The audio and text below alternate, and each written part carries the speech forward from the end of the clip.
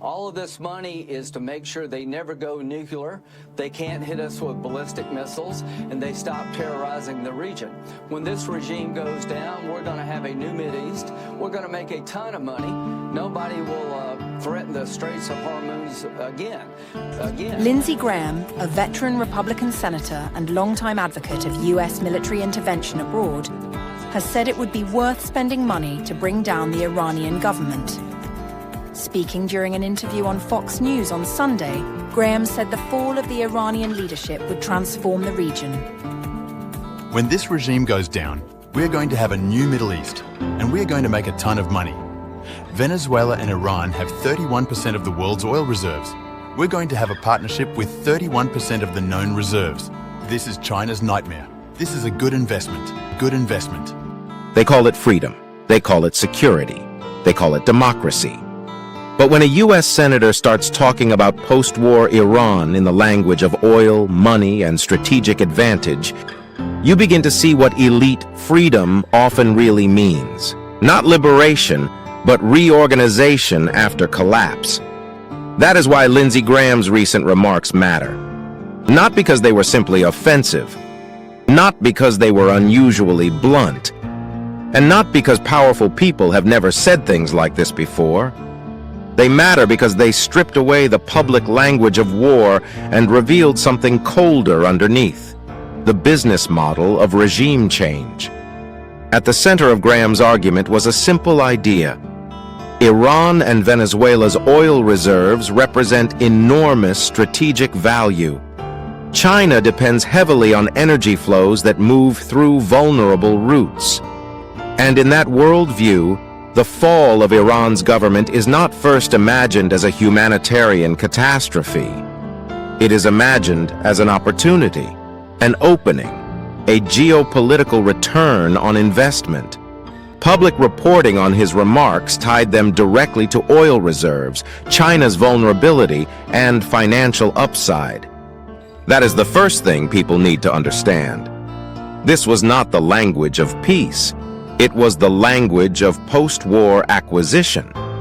And that distinction matters because this is how empire often works in the modern age. Publicly, it speaks in the language of values. Privately, or semi-publicly, it speaks in the language of assets, routes, reserves, and leverage. The public is told to think about threats, stability, and freedom. Elites often think in terms of strategic repositioning. That is what makes Graham's remarks so revealing. He was not describing what life in a freer Iran would look like for Iranians. He was not describing self-determination. He was not describing democratic repair, civilian protection, or social reconstruction. He was describing what the collapse of a government could mean for power, for oil, for China, for American advantage. And once you hear that clearly, the phrase regime change starts to sound very different. Because regime change in this mindset is not just the removal of rulers, it is the redesign of a political and economic landscape after shock. It is the moment when sovereignty becomes negotiable, when resources become newly contestable, when outside powers begin imagining the future of a country in the language of access. That is the deeper logic. And if that sounds harsh, look at the larger context. Reuters reports that the Strait of Hormuz is now at the center of the crisis, with Iran reportedly laying naval mines there and the waterway's disruption already shaking global energy markets. About 20% of the world's oil and gas traffic normally passes through Hormuz. Reuters has also reported that the wider conflict has stranded massive volumes of crude and refined fuel, shattered forecasts of a 2026 oil glut, and pushed governments into emergency responses. So when Graham talks about oil, he is not talking about an abstraction. He is talking about one of the most strategically consequential energy maps in the world. And when he invokes China, that is not random either.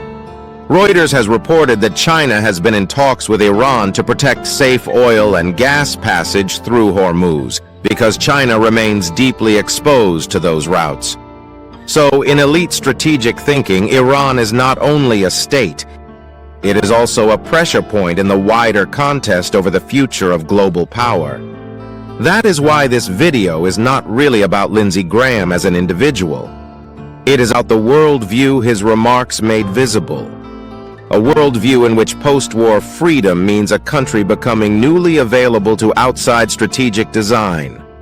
A worldview in which the destruction of old authority is immediately translated into a conversation about reserves, partnerships, access, and control.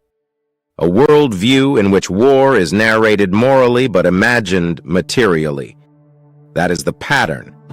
And once you see that pattern, you start recognizing it elsewhere. You see it when interventions are described as humanitarian while markets begin calculating upside. You see it when sanctions are explained as pressure on governments but end up weakening societies and making them more vulnerable to external redesign. You see it when the language of democracy arrives attached to logistical maps, energy corridors, and security architectures. You see it when liberation is discussed before anyone explains who will control the economy, the borders, the reconstruction contracts, or the natural resources afterward. That is when the real meaning of regime change becomes visible. It is not simply political transition. It is political transition under conditions favorable to outside power. And that is exactly why the phrase "make a ton of money" is so disturbing in this context. Because it collapses the entire moral facade. It tells you that for some of the people who think in these terms, war is not only a security choice. It is also an economic opening, not for the people living through the collapse, not for the civilians who may lose homes, livelihoods, infrastructure, medicine, and public order, not for the workers whose lives are shattered by sanctions, bombardment, displacement, and inflation, but for the strategists who think in terms of gain, that is the obscenity. And Reuters reporting makes clear that the costs are already real and already spreading. The war has disrupted shipping, driven oil volatility, pushed diesel markets into turmoil, and forced emergency oil stock releases on a massive scale. That means the burden of this strategic logic is not borne by the people speaking it on television. It is borne first by ordinary people across the region and far beyond it. So when empire says freedom, what does it often mean after war? Sometimes it means a political vacuum filled by foreign influence. Sometimes it means a market reopened under new terms. Sometimes it means strategic resources made more accessible to outside power. Sometimes it means a state too broken to resist the architectures built around it afterward. That is the question Graham's remarks force us to confront. Not whether war will be sold morally. That part is routine. The real question is what elites imagine the morning after looks like. And here, the answer was chillingly clear. The morning after is being imagined in the language of strategic advantage, of weakened rivals, of oil, of leverage over China, of profit. That is not the language of liberation. That is the language of managerial empire. And this is why trade economics must go further than outrage. Because outrage alone leaves the structure untouched. Outrage says the comment was offensive. Structural analysis asks why that comment made sense inside the foreign policy imagination of empire. Why was it thinkable to describe a country's collapse in terms of making money? Why was it natural to move from war to oil to China to advantage? Why does the suffering of millions disappear so easily once strategic resources enter the frame? Those are the deeper questions. And once you ask them, the phrase regime change stops sounding like moral repair and starts sounding like what it often has been in practice, a model for reorganizing power after destruction. Not freedom for the people, freedom for external design, not sovereignty restored, sovereignty suspended, not peace, access. And that is why this moment matters. Because Graham did not simply make a reckless comment. He revealed the imagination behind the policy.